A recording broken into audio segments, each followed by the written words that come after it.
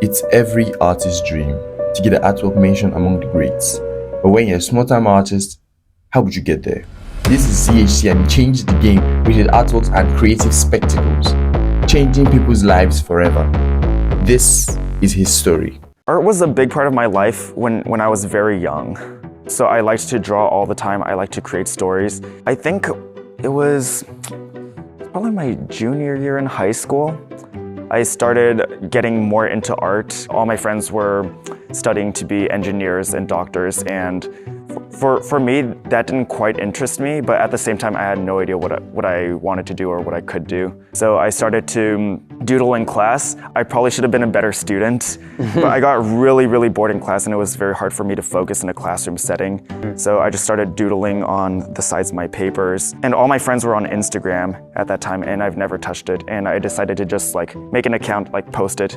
I really wanted to drop out of high school so I could just focus on improving my skill in art. But my parents were good parents and told me to stay in school. So when I was growing my Instagram, I think I reached this point where it just didn't feel like I was going anywhere anymore. And I was walking down the street to school, and I was just thinking about why it didn't feel very meaningful. And I felt like that was because I couldn't be a part of it. It was more like people enjoyed my artwork, but nobody knew who I looked like. Nobody cared about me. Like nobody cared about that stuff. So I thought YouTube would be the next step for me. Someone suggested me do an art tutorial on YouTube. So I filmed myself on my iPhone 5. Hey guys, it's Zach. This is my first YouTube video, so thanks for tuning in. I was so nervous when I first started. It took me so many tries. I just looked terrified on camera. I felt like for YouTube, I could express myself a little bit. People could get to know me.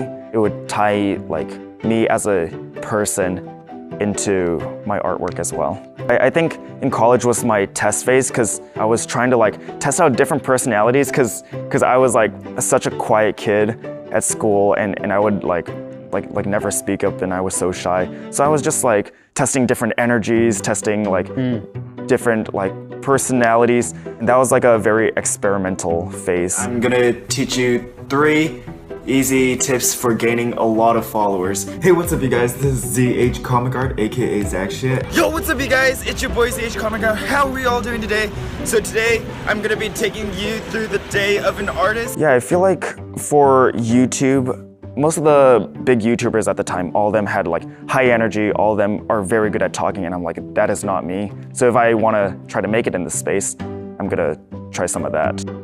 From your logo design to your video concepts and thumbnails and even the tone and pacing of your videos, I feel Mr. Beast. Is it safe to say that Mr. Beast is your biggest influence? And after I saw his stuff, it kind of clicked with me, and that was a format I saw that I thought would have a lot of potential for what I was doing. Everything changed when I drew Jimmy for 24 hours straight. I remember I surprised him and some of his friends with iPhones for a video when I started giving away phones, when I surprised him with a Tesla, and that's when I met him in person. And then I think things really started to change. Mr. Beast was really kind to kind of take me under his wing and show me how everything worked. Yeah, each video has multiple thumbnails. Whoa. And if the video goes out and it performs well, then nobody just ever sees the backup.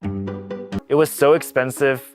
We had to get the city of LA to fund the project with us. I think just the material cost of everything there was $1.5 million. We customized 117 tiny houses, and those are gonna be for unhoused people that are on the streets right now that are working on getting back on their feet. We thought it would be really cool to just bring a lot of life and joy into it, bring the community in on it, and we finally finished a couple weeks ago. Is that 1.5 million total or 1.5 for you? 1.5 million total. Our team, out of pocket, probably put around $250,000 into it. Do you think it's going to make a return? Oh no, it's not. Absolutely not. But I feel like that's one of those videos where I'm wow, this is such a cool opportunity, and move back in. So I just thought it would help so many people that the $250,000 out of pocket really doesn't matter at that point. Definitely was when we customized a hospital.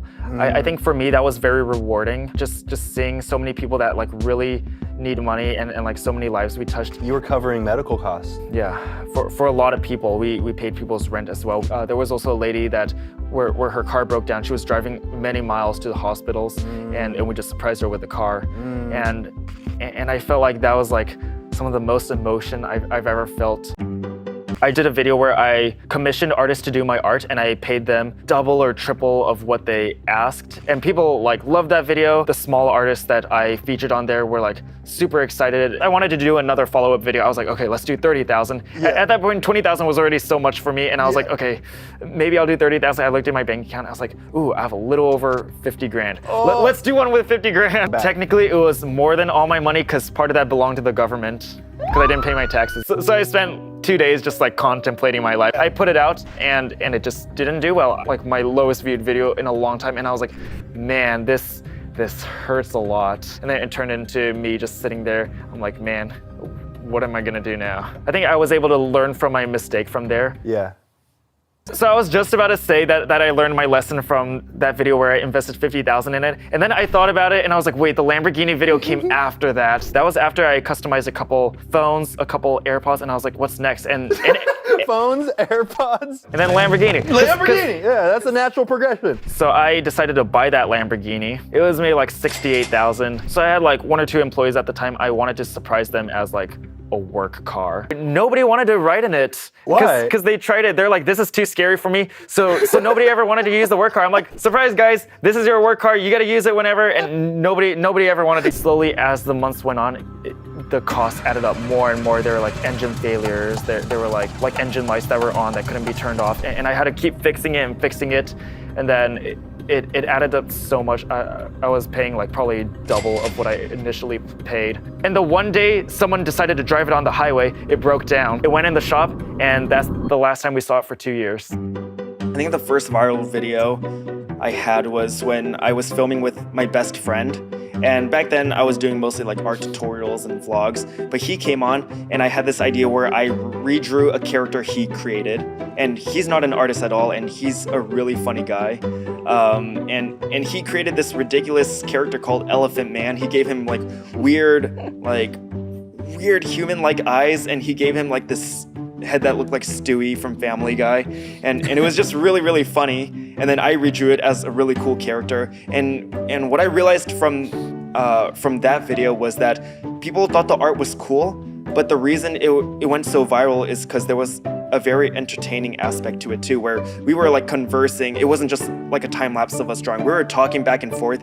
He was commentating as he was making it. We were like laughing so hard from his designs, and people really found that entertaining. So I really wanted to find a way where I could share something, contribute to like society in some way, and like be somebody, if that makes sense. And I feel like now I'm just like very grateful for like the team around me, the fan base that I have, like people that support me, and the people that I've met along the way. It can be any form of art. It can be anything you're really passionate about, and just go with that, because I feel like if you can find a way to do what you love and make an impact, like I think it will help you long term from burning out and just getting tired of what you're doing.